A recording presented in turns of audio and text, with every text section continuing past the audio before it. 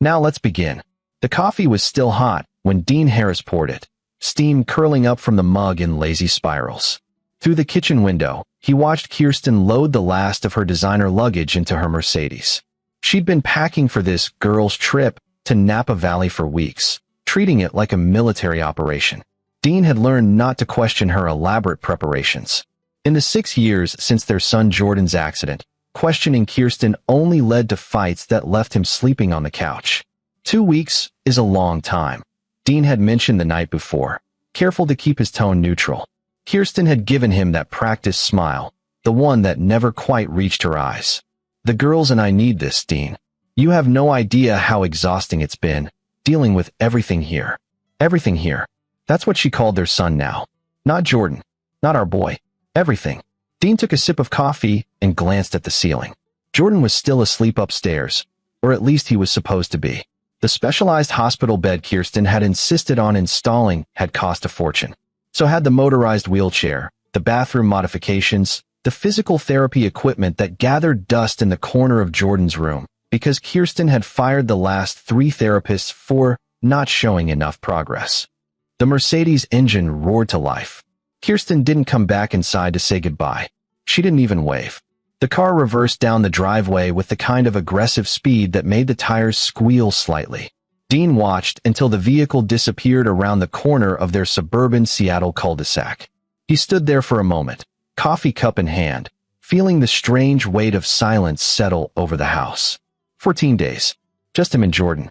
No Kirsten hovering over them with her clipboard and her schedules and her pills. The pills. Jordan took so many pills. Dean had tried to learn what they all were, but Kirsten controlled all the medical decisions. She was the one who spoke to the doctors, who filled the prescriptions, who measured out the doses 3 times a day. The sound came from behind him. Footsteps. Normal, steady footsteps descending the stairs. Dean's coffee mug shattered on the kitchen floor. He spun around, heart hammering against his ribs, and saw something impossible. Jordan stood at the base of the staircase, fully upright, walking toward him with purposeful strides. Not shuffling, not stumbling, walking like he'd never stopped. Dad. Jordan's voice was urgent, breathless. At 12 years old, his son had his mother's dark hair, but Dean's gray eyes. Eyes that were now sharp with an intelligence and fear that Dean had never seen before. We need to leave the house now. Right now. Dean couldn't move. Couldn't process.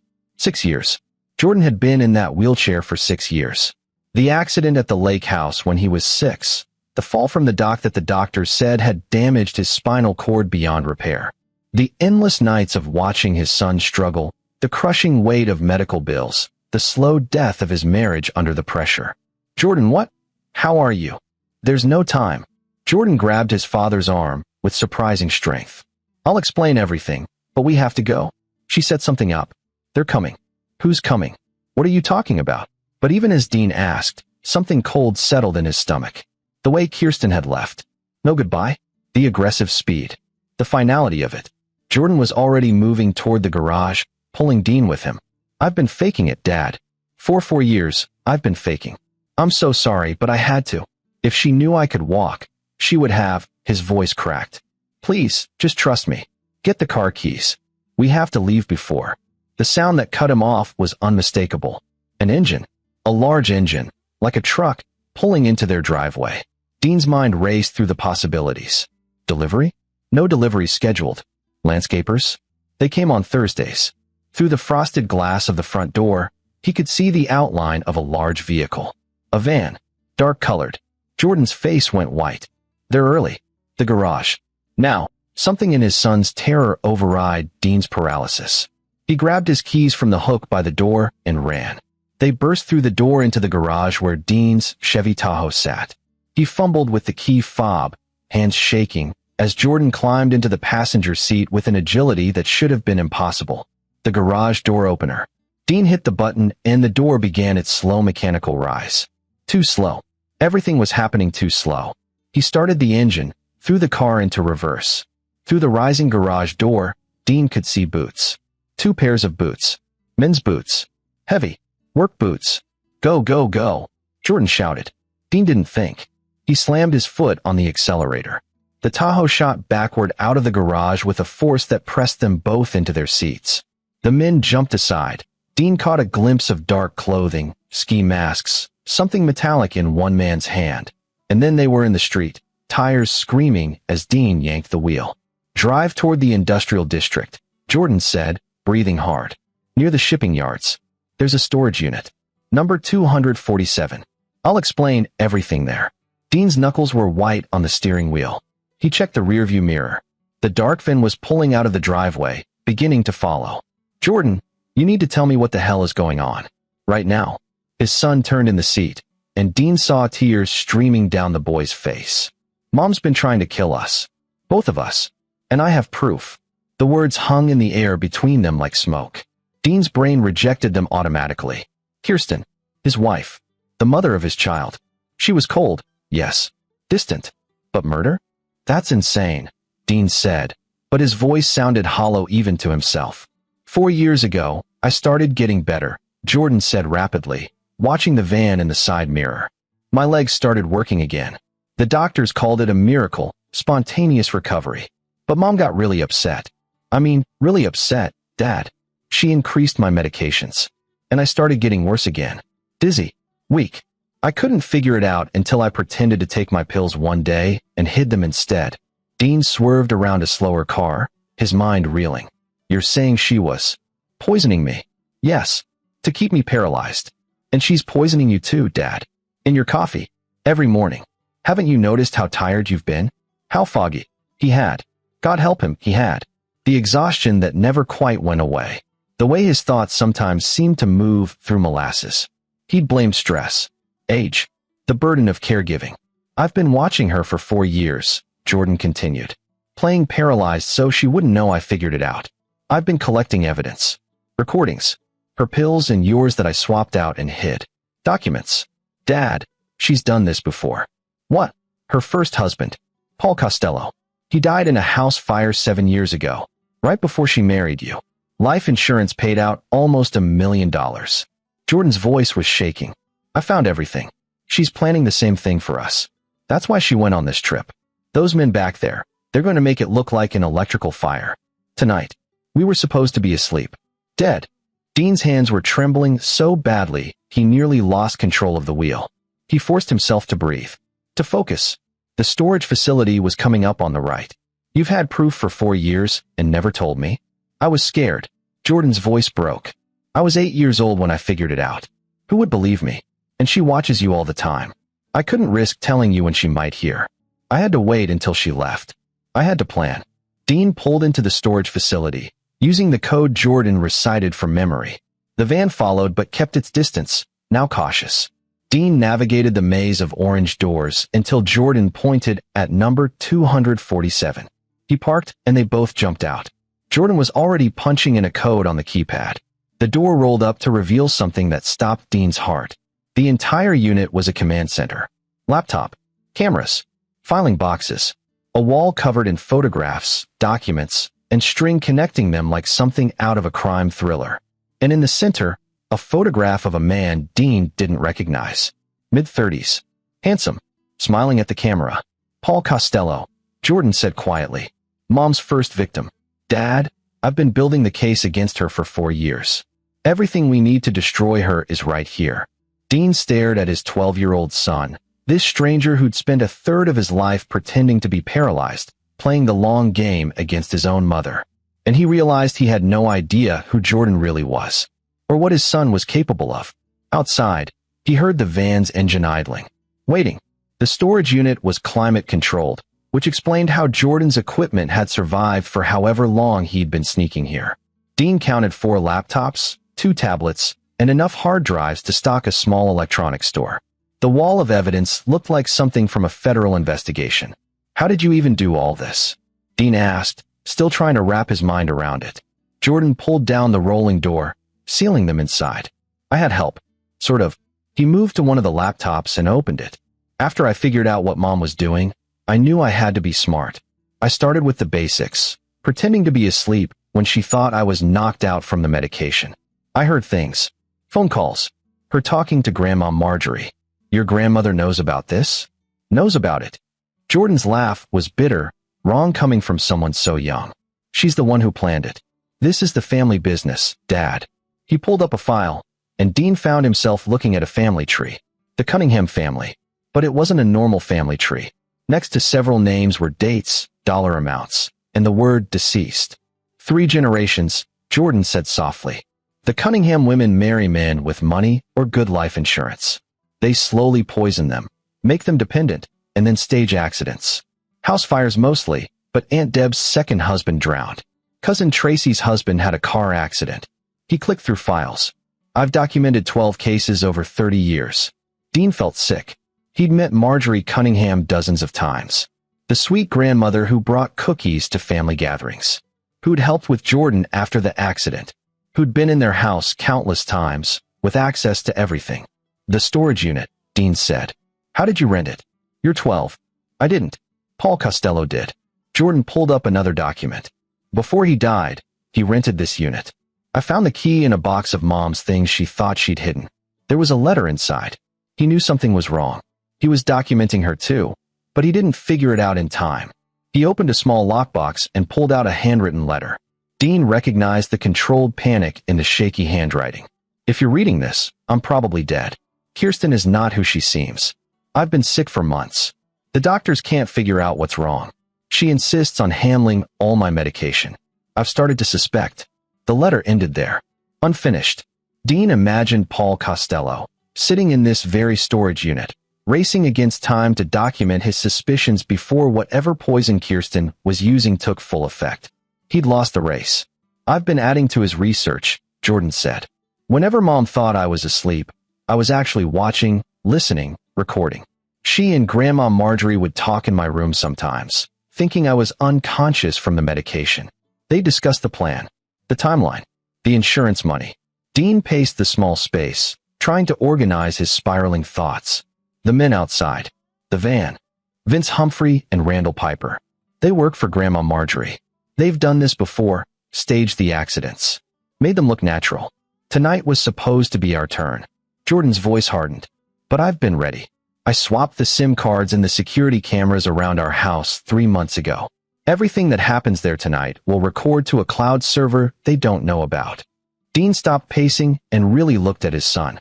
Jordan stood straighter than Dean remembered from 6 years ago, shoulders back, jaw set. There was steel in those gray eyes. Whatever the last 4 years had done to him, living a lie, watching his mother plot his murder, it had forged something unbreakable. We need to call the police, Dean said. No. Jordan's response was immediate. Not yet. We don't have enough. Everything I have is circumstantial. Recordings from a child could be dismissed. The evidence about Paul Costello is old. A good lawyer would tear it apart. He gestured to the wall. We need more. We need them to actually try it. To commit the crime. Then we'll have them. Are you insane? Dean's voice rose. You want to let them burn down our house? With us supposedly inside.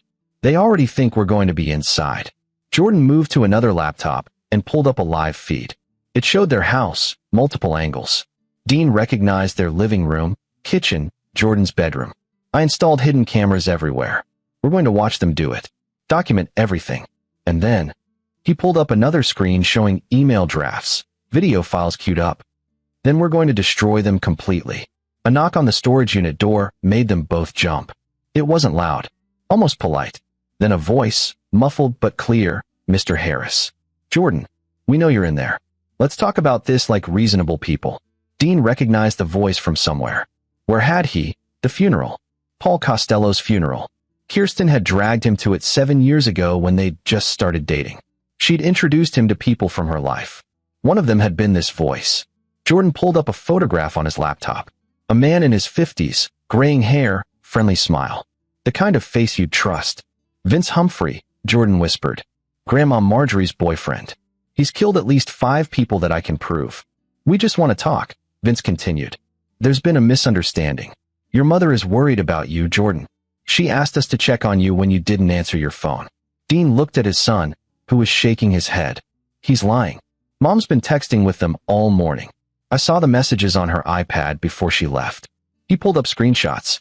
Sure enough, texts between Kirsten and Vince. They'll both be asleep by 10 p.m. Make it look electrical. I want it done before midnight. Understood. Piper has the accelerant. We'll make it quick. Good. I can't do another 6 years of this. The kid creeps me out. Dean felt something crack inside his chest. The kid. His son. Her son. She'd called him the kid, like he was an inconvenience. Like they both were.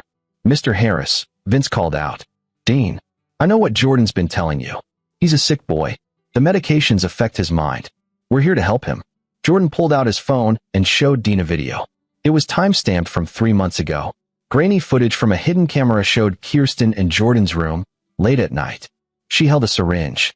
Dean watched, horror mounting, as she injected something into Jordan's foreline, the one she insisted he needed for nighttime nutrition. Liquid diazepam, Jordan whispered.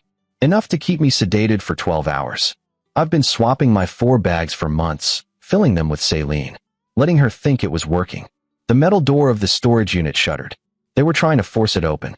We have to go, Dean said. Now? Is there another way out? Jordan was already moving, pulling a backpack from behind the filing boxes. I planned for this. There's a ventilation shaft in the back corner. It connects to the next unit, which I also rented under a fake name. We can get out through there, get to the car I have parked 2 rows over. You have a car? It's Paul Costello's old Honda. I found the keys and title in the storage unit. Been keeping it maintained.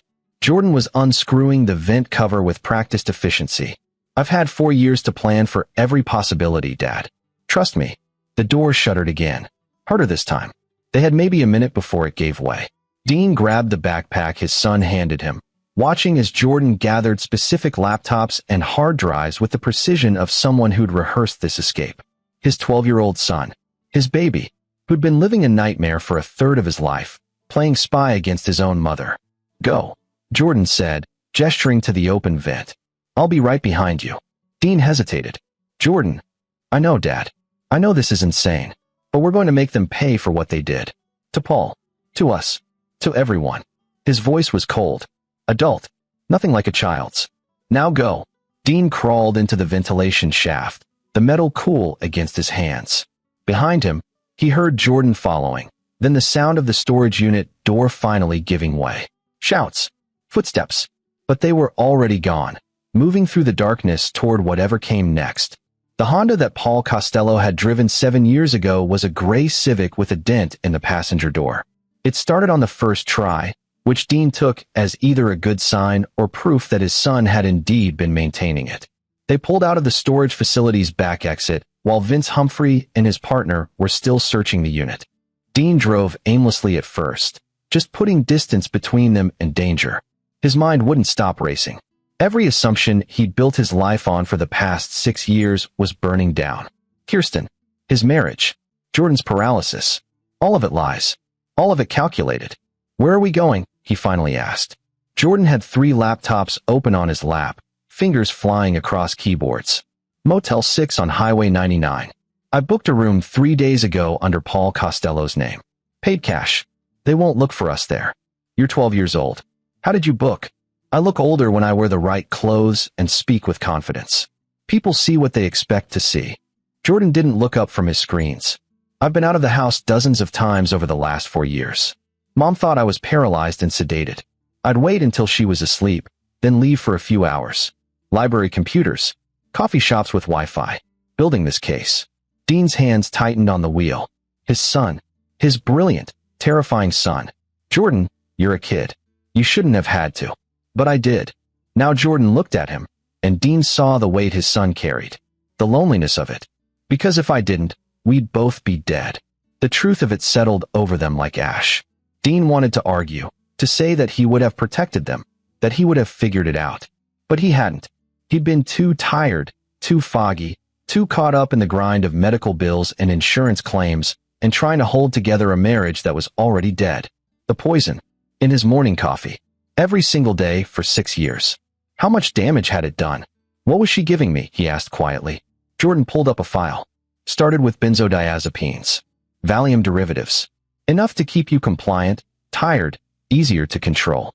The last 2 years, she added small doses of lithium. Affects cognitive function when you're not bipolar. Makes you foggy, uncertain, easier to gaslight. Dean remembered the arguments. The times Kirsten had told him he was remembering things wrong. That he was confused. That his version of events didn't make sense. He'd started to doubt himself, his own memories, his own mind. How did you even figure this out? Google at first, then medical textbooks from the library. I'd photograph pages with my phone. Mom got me the phone so I could call for help if I needed it, but she never thought I'd use it for research. Jordan clicked through screens. I documented everything. Every pill she gave me. Every symptom. Cross-referenced them with toxicology databases. Then I started testing, taking some pills, hiding others, noting how I felt. Building a pattern. Jesus, Jordan. That was dangerous. More dangerous than letting her kill me? His son's voice was sharp. I did what I had to do, and I got smart about it. Started connecting with online communities, medical forums, true crime groups. I found other people who'd been through similar things. They helped me understand what I was seeing. The Motel 6 appeared on the right, a dingy two-story building that probably rented rooms by the hour. Perfect for disappearing. Dean parked in the back, and they grabbed their bags. The room Jordan had booked was on the second floor, corner unit with a view of the parking lot. Inside, it smelled like cigarette smoke and industrial cleaner. 2 double beds, a TV bolted to the dresser, curtains that had seen better decades. But it was safe. For now. Jordan immediately set up his laptops on the small table, creating a command center. Dean watched him work. This stranger who looked like his son. The efficiency of movement. The focus. Where had the child gone? When had Jordan stopped being a kid? For years, Dean said out loud. You've been playing this role for 4 years. Pretending to be paralyzed. That's, Jordan, that's necessary. Jordan plugged in a hard drive. But also horrible. I won't lie, Dad. There were times I wanted to tell you so badly. Times I almost broke. But I couldn't risk it. If Mom suspected for even a second that I knew, she would have accelerated the timeline. We'd be dead. Dean sat on the bed, suddenly exhausted. The adrenaline was fading, leaving behind the crushing weight of reality. Your childhood. I can't get that back for you. I know. Jordan's voice softened. But I'm alive. We're both alive. And we're going to make sure they pay for what they did. The police. Won't be enough. Jordan turned to face him fully. I've thought about this for 4 years, Dad. Every angle. If we go to the police now, what do we have? Some recordings that could be called hearsay. Evidence about Paul Costello's death that was ruled accidental 7 years ago. Pills I stole that could be explained away. And Grandma Marjorie has connections. Her brother is a judge. Her nephew is a prosecutor. The Cunninghams have been doing this for 30 years because they know how to make it disappear. Dean's stomach churned. So what are you saying? I'm saying we need ironclad proof. Video evidence of them actually committing a crime. Confessions. Financial records. We need to build a case so airtight that their connections won't matter. Jordan pulled up the security feed from their house. And tonight, we're going to get it. The screen showed multiple angles of their empty home. Living room. Kitchen. Hallway. Jordan's bedroom with the hospital bed. Everything looked normal. Quiet. Waiting. They think we're in there, Jordan said. Asleep from the medication. Helpless. They're going to come back tonight to finish the job. And we're going to record all of it. And then what? Dean asked. They burn down the house. We show the video to police. And hope it's enough? No. Then we go deeper. Jordan opened another file, this one showing financial records. Bank accounts. Wire transfers. Life insurance policies. While they're committing arson tonight, I'm going to be hacking into Grandma Marjorie's personal server. She keeps everything digital now. All the records of their operations. Names, dates, methods. It's all there. I've been working on breaking through her security for 8 months. Tonight, while they're distracted, while they think they've won, I'm going to take everything. Dean stared at his son.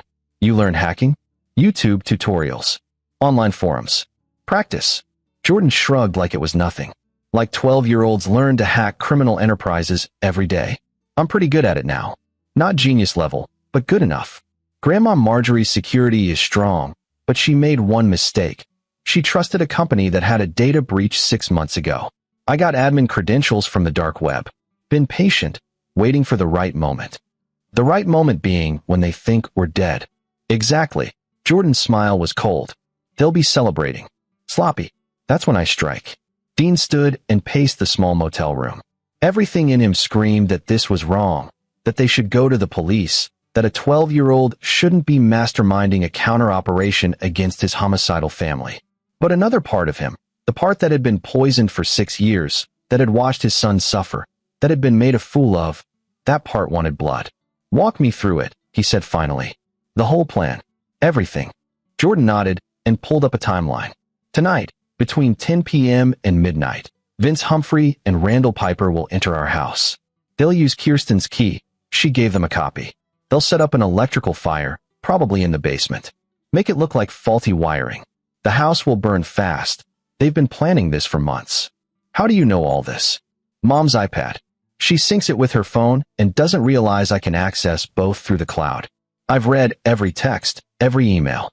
I know the whole plan." He clicked through screenshots. "While the house burns, I'll be here, breaking into Grandma Marjorie's server. I'll download everything. 30 years of evidence. Names of victims. Financial records. Communication between family members. Everything.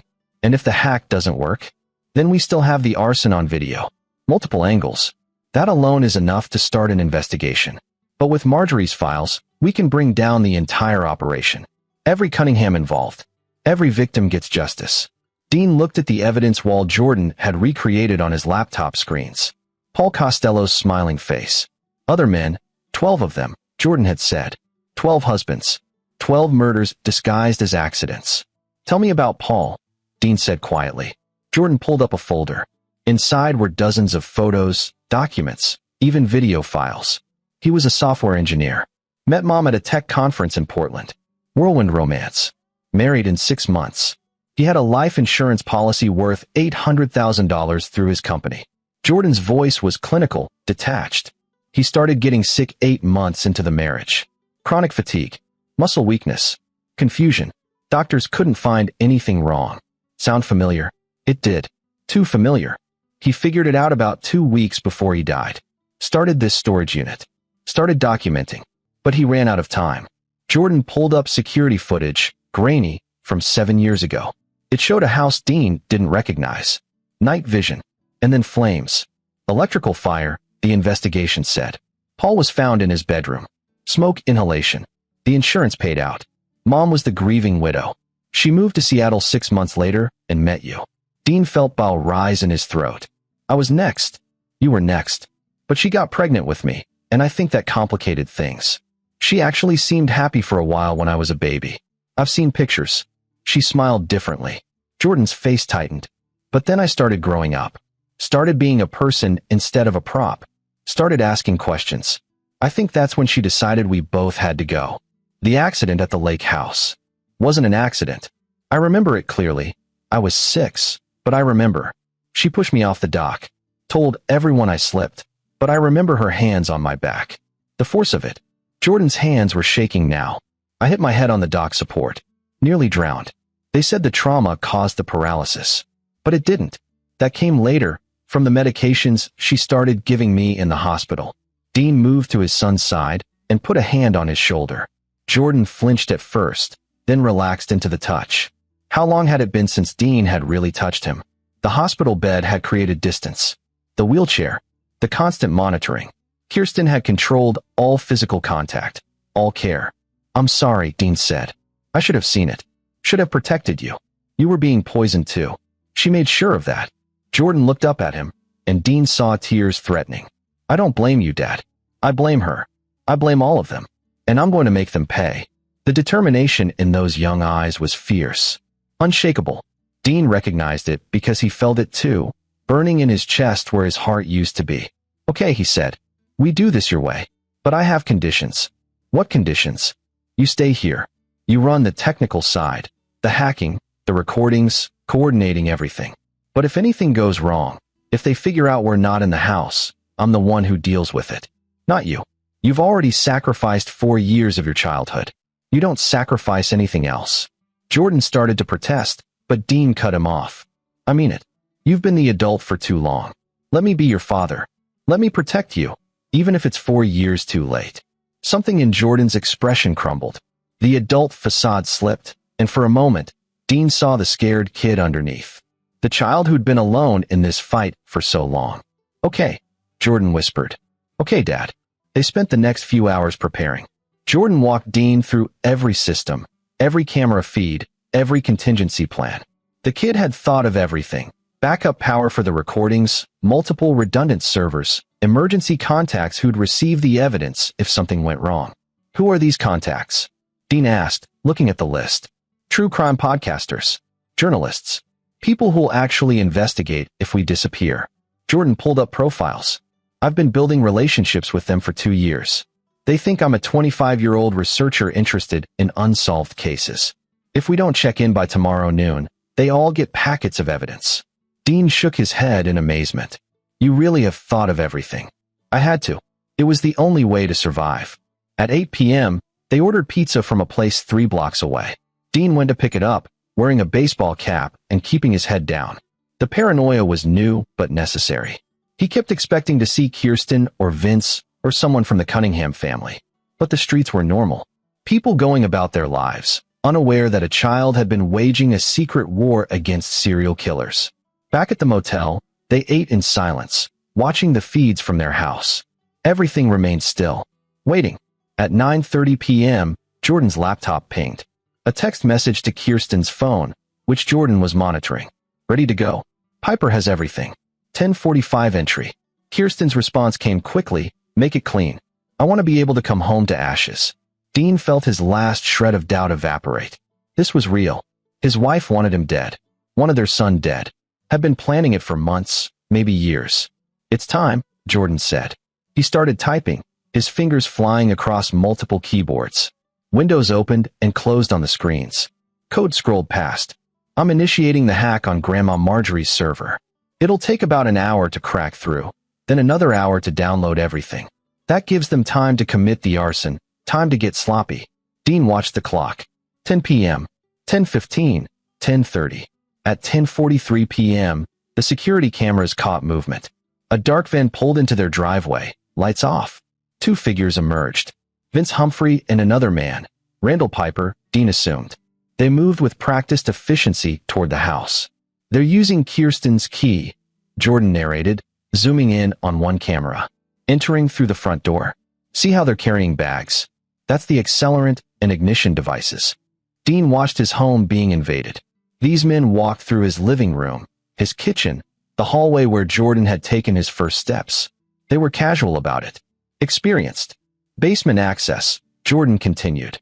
The camera showed them opening the basement door. They'll set up multiple ignition points. Make it look like an overloaded circuit. The fire will spread through the walls, cut off exit routes. We would have died in our sleep, never knowing what happened. On screen, Vince Humphrey was setting up small devices near electrical panels, behind the water heater, along the support beams. Dean recognized them from movies, incendiary devices with timers. How long do we have? Dean asked. They'll set the timers for midnight. Gives them time to get clear, establish alibis. By the time the fire department arrives, the house will be fully involved. Jordan's voice was steady, clinical. We have 90 minutes. The hack progress bar on another screen showed 47% complete. What if they figure out we're not there? Dean asked. What if they check the bedrooms? They won't. Mom confirmed we'd be sedated. They trust her intel. Jordan pulled up more texts. Besides, they're professionals. In and out fast. Minimal risk. They've done this before. On camera, Vince and Randall were moving back upstairs. They did a quick sweep of the house. Dean's bedroom, Jordan's room with the empty hospital bed. Vince pointed at the bed and said something to Randall. They both laughed.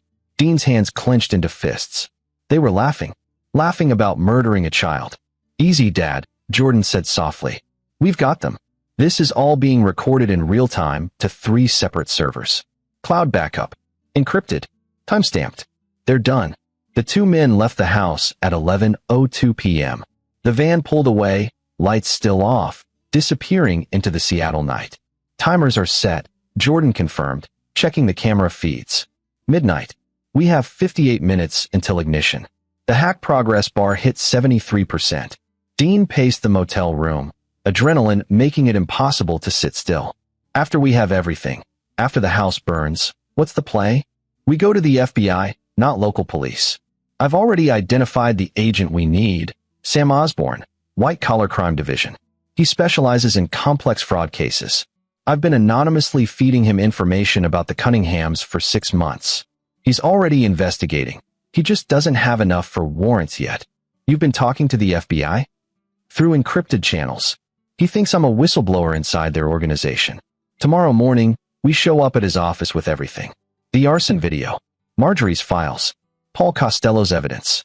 Testimony about the poisoning. Medical records I've been stealing and copying. All of it. By tomorrow afternoon, the Cunninghams will be in custody. The progress bar hit 89%. At 11:47 p.m., Jordan's laptop chimed. We're in. Downloading now. Dean watched as folders and files began transferring. Financial records. Communication logs. Video files. The scope of it was staggering. Gigabytes of data, decades of crimes. Holy shit, Jordan breathed. Dad, look at this. He pulled up a spreadsheet. It listed names, dates, methods, and payouts. 16 victims, not 12. Spanning back to 1992. The Cunningham family's legacy was even worse than Jordan had documented. This is it, Dean said. This is enough to put them all away forever. At 11:58 p.m., with the download at 96%, Jordan's phone buzzed. A call from an unknown number. He showed Dean the screen. It's Kirsten, Jordan said. Calling from a burner phone. Should I answer? She thinks we're dead in 2 minutes. Why would she call? I don't know. Jordan stared at the ringing phone. Maybe guilt? Last-minute panic? Or maybe the house cameras showed a flash of light in the basement. Then another. The timers had activated early. They moved up the timeline, Dean said, watching flames begin to spread impossibly fast through their home. Why? Jordan's face went pale. Because they know. Somehow they know we're not there. This is a message. The phone kept ringing. On screen, their house was becoming an inferno. 6 years of their lives, burning. But more than that, evidence. Physical evidence that Jordan had been collecting, hidden throughout the house. The backup drives, Jordan said urgently. I had physical backups hidden in my room. If those burn, we have the digital copies. Not everything. Some of Paul's original documents were too fragile to scan properly. I kept them in a fireproof safe in my closet. Jordan was typing frantically. If those burn, we lose critical chain of custody evidence. The download hit 100%. The files from Marjorie's server were secured.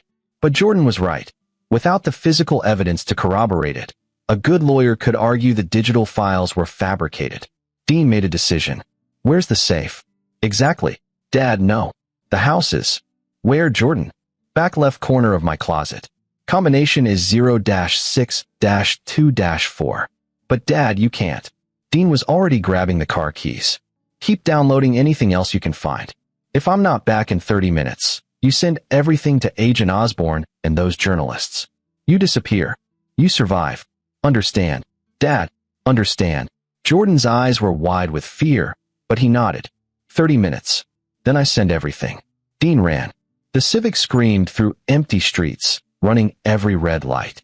Dean could see the orange glow from 3 blocks away.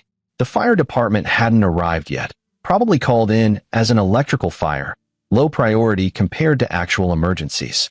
He parked down the street and ran toward his burning house.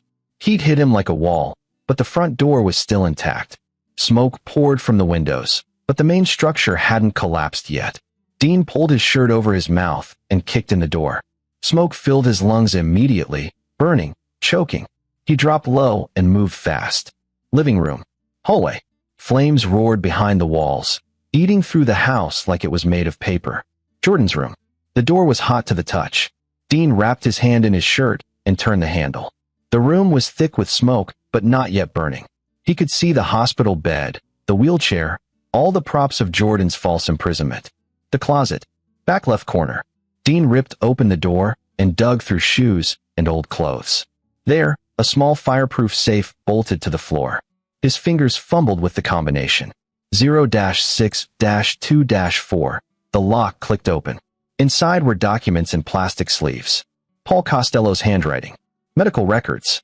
Photographs. Jordan had preserved everything. Dean grabbed the safe. It was only about 12 inches square, and turned to run. The explosion came from the basement. Gas line. Dean's mind registered distantly. The house shuddered. The floor beneath him buckled, and suddenly he was falling through fire and smoke and collapsing timber. He hit something hard. Pain exploded through his shoulder, his ribs. But his hand still clutched the safe. Through the roaring flames and the ringing in his ears, Dean heard sirens. Finally, the fire department. He crawled through what had been the kitchen. The back door. If he could reach the back door. Hands grabbed him, pulled him. Dean fought until he heard a voice. Sir, we've got you. Stop fighting. Firefighters. They dragged him out into the backyard, into clean air. Dean gasped, coughed, his lungs screaming. But the safe was still in his hands. An EMT tried to take it from him. Dean held tighter. Evidence, he croaked. Murder evidence. FBI. Agent Sam Osborne. They looked at him like he was crazy, but one of them must have believed him because they let him keep it as they loaded him into an ambulance. Dean's phone, somehow still in his pocket, buzzed. A text from Jordan. Dad. Answer me. Are you alive? With shaking, burned fingers, Dean typed back. Got it. I'm okay. Meet Agent Osborne tomorrow. We've got them. The ambulance pulled away from his burning house, sirens wailing. Through the rear window, Dean watched his life turn to ash. But clutched against his chest was everything they needed to destroy the people who'd tried to destroy them. Justice was coming for the Cunninghams. And it was going to burn just as hot as this fire. The hospital discharge papers said Dean had second-degree burns on his hands and forearm, smoke inhalation, bruised ribs, and a possible concussion. The doctor wanted to keep him overnight for observation. Dean signed himself out AMA, against medical advice, and called an Uber to take him back to the Motel 6. Jordan was pacing the parking lot when Dean arrived at 3 a.m. The moment he saw his father, the kid broke down. Ran to him, hugged him carefully, mindful of the bandages. You're insane, Jordan said through tears. Completely insane.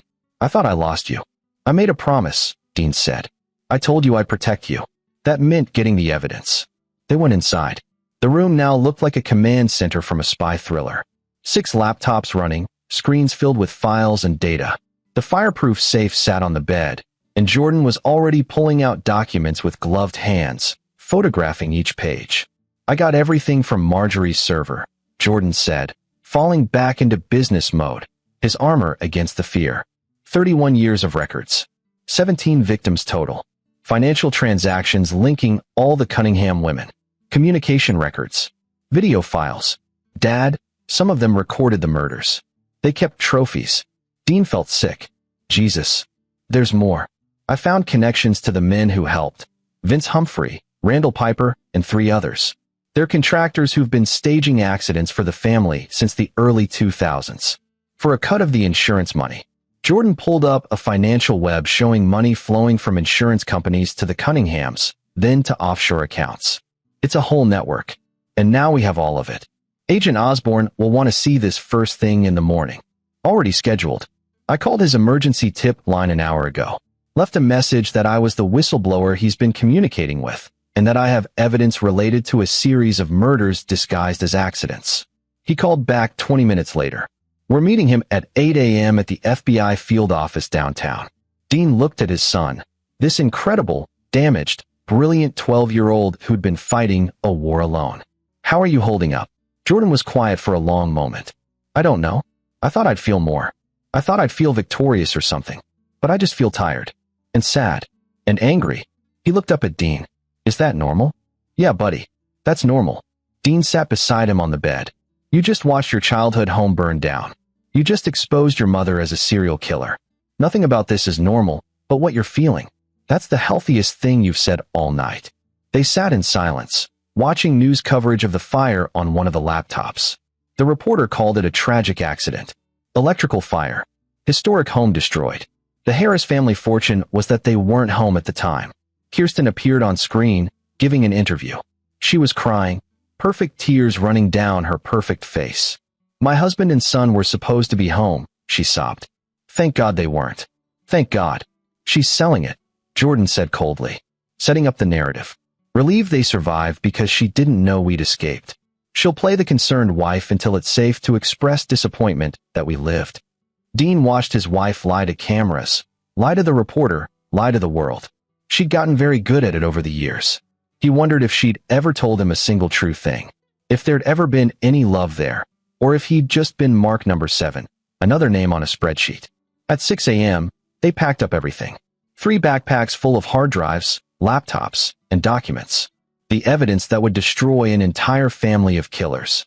Dean drove them to the FBI building, a nondescript office tower in downtown Seattle. They arrived early, sat in the parking garage, waiting. Last chance to back out, Dean said, though he didn't mean it. Jordan smiled. A real smile. The first Dean had seen in he couldn't remember how long. Not a chance. We're finishing this. At precisely 8 a.m., they walked into the lobby. Dean gave their names to security and said they had a meeting with Agent Osborne. 10 minutes later, Sam Osborne himself came down to meet them. He was in his 40s, graying at the temples, with the kind of eyes that had seen too much. He looked at Dean and Jordan, a burned man and a kid who should have been in middle school, and Dean saw the moment recognition clicked. "You're the whistleblower," Osborne said to Jordan. "The one who's been feeding me information about the Cunninghams." "Yes, sir. And we have everything you need to arrest them. All of them." Osborne studied them for a long moment. Then he gestured toward the elevators. "Come with me. Let's see what you've got." They spent 6 hours in a conference room, laying it all out. The digital files from Marjorie's server, Paul Costello's documents, video of the arson, medical records showing the poisoning, Jordan's 4 years of surveillance and documentation, financial records tracking insurance money through multiple murders. Osborne brought in other agents, technical specialists, prosecutors from the U.S. Attorney's Office. They watched the videos of Vince and Randall setting the fire. They read the text messages between Kirsten and her accomplices. They saw the spreadsheet of victims dating back to 1992. By 2 p.m., arrest warrants were being drafted. By 4 p.m., tactical teams were mobilizing. At 6 p.m., Dean and Jordan watched from Osborne's office as news broke. Multiple arrests in a complex murder-for-hire scheme. Kirsten Harris, Marjorie Cunningham, Vince Humphrey, Randall Piper, and 3 others taken into custody. Federal charges including murder, conspiracy to commit murder, insurance fraud, and arson. Kirsten's mugshot flashed on the screen. She looked shocked, confused, like she couldn't understand how this had happened, how she'd been caught. "She'll try to cut a deal," Osborne said. "They always do. But with this much evidence, with this many victims, federal sentencing guidelines don't leave much room for leniency. She's looking at life without parole. They all are." Dean felt Jordan's hand slip into his son's hand, small and warm and alive. "It's over," Jordan whispered. "We won." "Yeah," Dean said. "We won." But as they walked out of the FBI building that evening, Dean knew it wasn't really over. There would be trials, media attention, therapy for Jordan, years of processing the trauma. The road ahead was long and complicated, but they were together. They were alive, and the people who tried to destroy them were facing justice. For now, that was enough. 3 months later, Dean sat in a victim's advocate office, filling out paperwork. The federal prosecutors wanted Jordan to testify, but the victim's advocate was fighting to protect him, arguing that the physical and digital evidence was sufficient without traumatizing a child further. Jordan, meanwhile, was in his first real therapy session. A specialist in childhood trauma who came highly recommended by the FBI's witness protection program. They weren't in witness protection. The Cunninghams were all in custody without bail, but the program had resources that were helping them rebuild. Dean looked different now. He'd lost 20 pounds, the weight he'd been carrying from years of being poisoned. His mind was sharper, clearer than it had been in 6 years. The fog had lifted. Sometimes he'd catch himself thinking clearly about something, and it would stop him cold, remembering what it felt like to be dulled, controlled, manipulated. The burns on his hands had healed into shiny pink scars. He'd keep them, reminders of what he'd survived, what they'd both survived. "Mr. Harris?" The advocate, a woman named Tracy Sheridan, gestured him into her office. "How are you holding up?" "Better," Dean said honestly. "Still processing, but better." "And Jordan?" "He's resilient. Too resilient, maybe. His therapist says he's still in combat mode, having trouble accepting that it's actually over." Tracy nodded. "That's common in cases like this. He spent 4 years in survival mode. His brain isn't going to flip a switch just because the threat is gone. It takes time." They discussed the trial timeline. The prosecution was building an airtight case, but it would take months to sort through all the evidence. Multiple jurisdictions were involved now. Deaths in Washington, Oregon, California, even one in Nevada. The Cunningham operation had been wide-ranging. "The good news," Tracy said, "is that Paul Costello's family is finally getting answers. His sister has been trying to prove his death wasn't an accident for 7 years. You and Jordan gave her that closure. Dean thought about Paul Costello often, the man whose storage unit had saved their lives, whose documentation had provided the foundation for Jordan's investigation. In a strange way, Paul had gotten his revenge. His evidence would help convict the woman who'd murdered him. There's something else, Tracy said. The insurance companies are filing civil suits to recover the fraudulent payouts.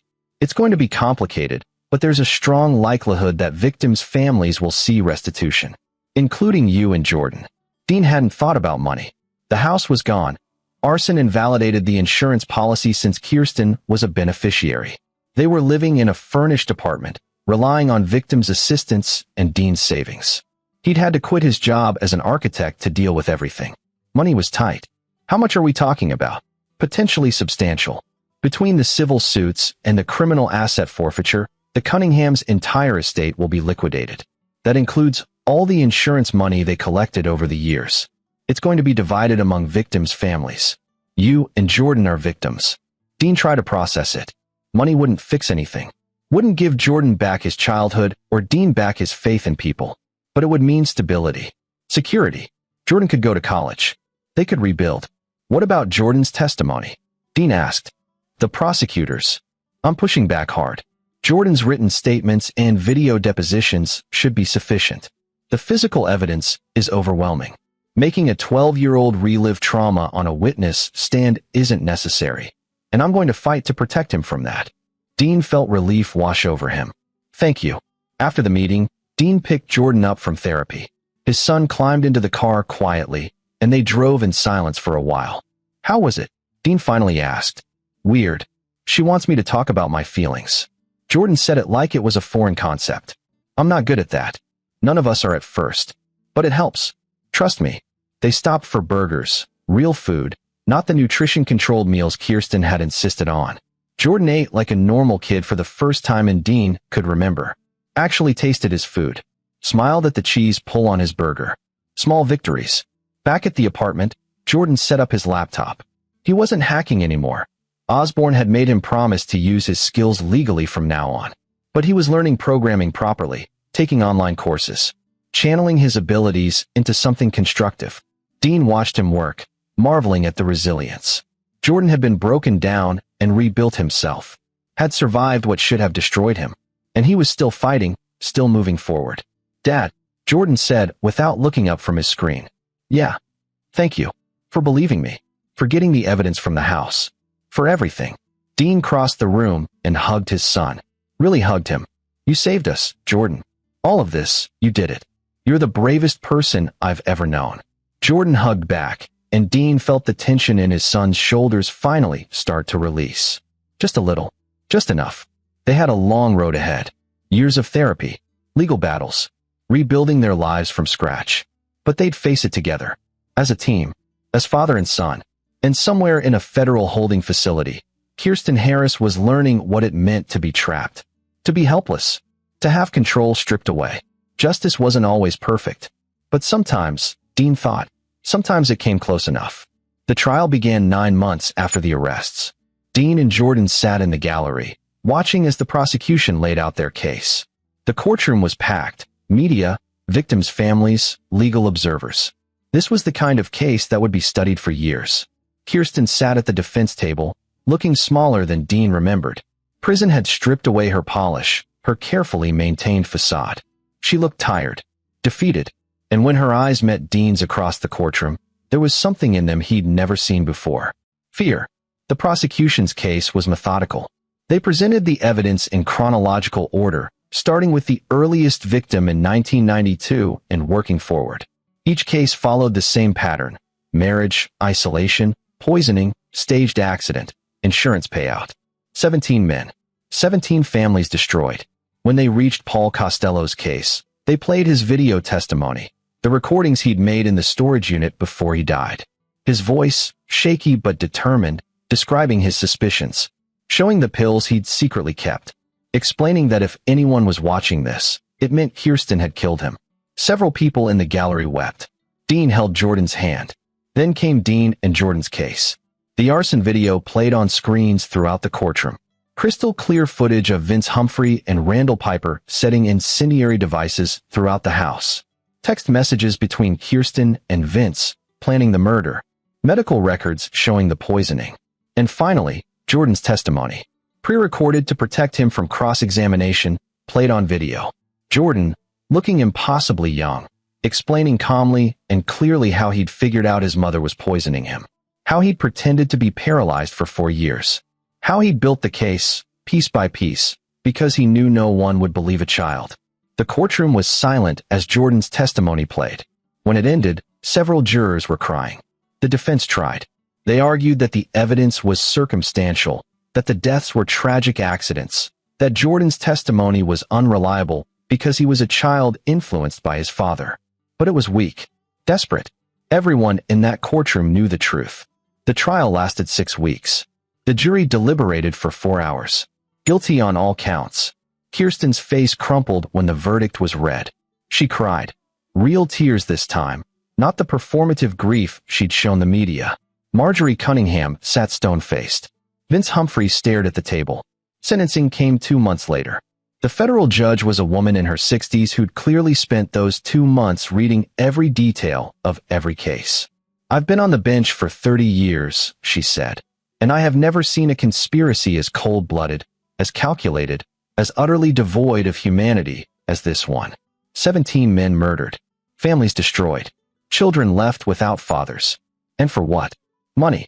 Insurance payouts that you spent on luxury vacations and designer clothes. She looked directly at Kirsten. You had everything. A loving husband. A brilliant son. A comfortable life. And you plotted to murder them both. You poisoned your own child for years, kept him imprisoned in a wheelchair, also you could eventually kill him and collect insurance money. I am struggling to comprehend that level of evil. Kirsten tried to speak. The judge cut her off. You will spend the rest of your natural life in federal prison. You will never see freedom again. And I hope, in the decades you spend in a cell, you think about Jordan Harris. About the childhood you stole from him. About the trust you betrayed. About the lives you destroyed. Life without parole. For Kirsten. For Marjorie. For Vince and Randall and the others. Dean and Jordan walked out of the courthouse into bright sunlight. Media swarmed, but victim advocates created a buffer, got them to their car. As Dean drove away, Jordan was quiet. He stared out the window at Seattle passing by. You okay? Dean asked. I thought I'd feel better, Jordan admitted. I thought when they got sentenced, I'd feel, I don't know, victorious. But I just feel empty. That's normal. Justice doesn't fix trauma. It just closes the loop. Gives you permission to move on. Can we move on? Dean thought about it. Yeah, I think we can. It'll take time. Therapy. Work. But we can build something new. Something better. Jordan nodded slowly. Can we leave Seattle? Start over somewhere new. Where do you want to go? I don't know. Somewhere warm. Somewhere without memories. We can do that, Dean said. We can do whatever you want, buddy. They drove in silence for a while, and then Jordan asked, Dad, do you think I'm messed up? From all of this? Dean pulled over, turned to face his son fully. Jordan, you survived something that should have destroyed you. You're not messed up. You're strong. You're brilliant. You're brave. And yeah, you've got trauma to work through. But you're going to be okay. Better than okay. You're going to be extraordinary. Jordan's eyes welled up. I was so scared. For so long. Every single day, scared she'd figure out I knew. Scared she'd kill you. Scared I couldn't get enough evidence. Scared of everything. But you did it anyway. That's what courage is. Being scared and doing it anyway. They sat in the parked car and Jordan cried. Really cried. For the first time since this whole thing started. Years of fear and stress and loneliness pouring out. Dean held him and let him cry, and he cried too. For the childhood Jordan lost. For the marriage that was a lie. For the years they'd never get back. But when the tears finally stopped, Dean felt lighter. Cleaner. Like maybe, finally, they could actually start to heal. 2 years later, Dean stood on a beach in San Diego, watching Jordan play volleyball with kids from his high school. His son was 14 now, tall and lean, laughing as he spiked the ball. A normal teenager doing normal teenager things. They'd moved south 18 months ago. Fresh start. Dean had found work with an architecture firm downtown. Jordan had enrolled in a private school with an excellent trauma-informed counseling program. They saw therapists, both individual and family. They'd done the work. Jordan still had nightmares sometimes, still struggled with trust, but he was getting better, making friends, playing sports, being a kid. Finally, the civil suits had settled. The Cunningham estate had been liquidated, and the victims' families had received restitution. Dean and Jordan's share had been substantial enough to buy a house near the beach, pay for Jordan's school, set up a college fund. They'd donated a portion to organizations that supported child victims of parental abuse. Paul Costello's sister, Elena Hughes, had reached out. She'd wanted to meet the people who'd finally brought her brother's killer to justice. They'd had dinner, and she'd given Jordan something precious, Paul's journals from before he died. His thoughts, his dreams, his humor. Proof that he'd been more than a victim. He'd been a person. Jordan had read them cover to cover and decided he wanted to study computer science in college. Like Paul, a way to honor the man whose evidence had saved their lives. Dean's phone buzzed. A text from Tracy Sheridan, their victim's advocate who'd become a friend. Saw the news. Marjorie Cunningham died in prison. Thought you should know. Dean felt nothing. No satisfaction. No relief. Just a distant acknowledgement that another chapter had closed. He texted back, "Thanks for letting me know." Jordan jogged over, sweaty and grinning. "Did you see that spike? Right past their blocker." "I saw it. Very impressive." Dean handed him a water bottle. "You having fun?" "Yeah. Reed invited me to a party next weekend." "Can I go?" Normal questions. Normal teenage life. It still surprised Dean sometimes. "Yeah, you can go. Usual rules. Text me when you get there and when you're coming home." "Thanks, Dad." Jordan started to run back to his friends, then stopped. Turned. "Hey, Dad. I'm glad we moved here. I'm glad we're us." Dean smiled. "Me too, buddy. Me too." He watched his son rejoin the game, watched him laugh and play and just be 14. All the things he should have been doing for the past 6 years. The Cunninghams were gone, dead or in prison. The threat was over. The trauma was healing. And Dean and Jordan were building something new. Not perfect, not undamaged, but theirs. Real. True. On the beach in San Diego, with his son laughing in the sunshine, Dean Harris finally let himself believe it was over. They'd survived. They'd won. And they were going to be okay. Justice had been served. The victims had been avenged. And a father and son who'd faced the worst humanity had to offer had come out the other side stronger. The story of Kirsten Cunningham Harris and her family's decades-long murder scheme would be told for years to come.